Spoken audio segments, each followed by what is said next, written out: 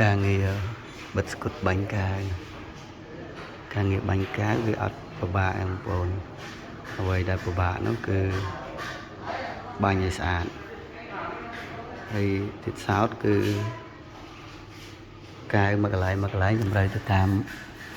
ម្ចាស់កន្លែងគេចង់បានមិនចឹងទៅនេះត្រូវបិទស្គុតតម្រង់យកធ្នេយកអីហើយទៅព្រឹកព្រៀងមែនទែន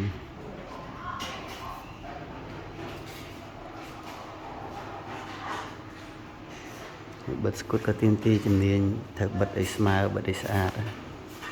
សូមយើងបិទស្គុតអត់ស្អាតក៏បាញ់កាយមកអត់ស្អាតដែរបងប្អូនជាងខ្លះក៏អត់ធ្លាប់ធ្វើការកន្លែងប៉ះកន្លែងដែលចាប់